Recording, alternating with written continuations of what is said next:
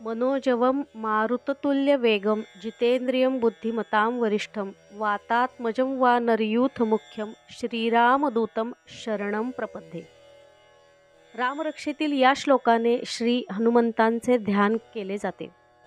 वायूप्रमाणे ज्याचा वेग आहे, सर्व इंद्रियावरती ज्याने ताबा मिळवला असा जितेंद्रिय, बुद्धिमतेमध्ये जो श्रेष्ठतम आहे असा वायुपुत्र, वानर दलांचा प्रमुख असा रामभक्त रामदूत हनुमंताला मी शरण जातो, असा या श्लोकाचा अर्थ आहे.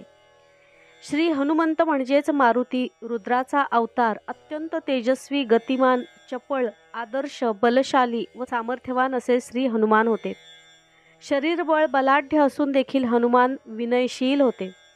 हनुमानाचा जन्म गौतम कन्या अंजनी व सुमती राज केसरी यांच्या पोटी चैत्र मास पौर्णिमेला सूर्योदयापूर्वी झाला. हा दिवस म्हणजेच हनुमान जयंती.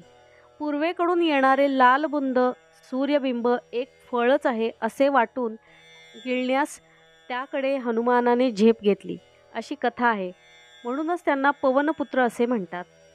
हनुमान हे श्रीरामांचे भक्त आहेत. मारुती, बलभीम, बजरंग, रामदूत, रामभक्त अशा अनेक नावांवरून त्यांचे दिव्य रूप समोर उभे राहते.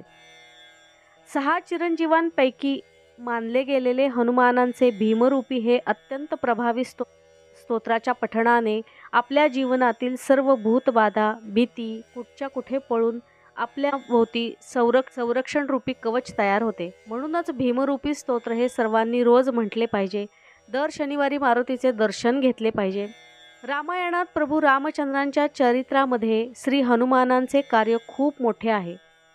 हनुमान आणि श्रीरामांची ही दासभक्ती संत रामदासांनी दासबोध आणि मनाचे श्लोक याद्वारे लोकांसमोर आणली. ज्यांनी आपल्या मनामध्ये असलेल्या काम, क्रोध, लोभ, मोह, मद, मत्सर इत्यादी असुरांवर विजय प्राप्त केला असे म्हणजे श्री मारुती. जोपर्यंत रामकथा आहे तोपर्यंत हनुमान अमर आहेत. मारुतीरायांचा हाच आदर्श समोर ठेवून, शिकवण घेऊन आपण त्यांची उपासना करूया व आपले आत्मबल, खरी भक्तीचा, हनुमानाचा आदर्श ठेवून हनुमान जयंती साजरी करूया. ही माहिती आवडल्यास चॅनलला लाईक करा, शेअर करा, सबस्क्राईब करा. भेटूया पुढील भागामध्ये नवीन माहितीसह. तोपर्यंत सर्वांना श्री स्वामी समर्थ.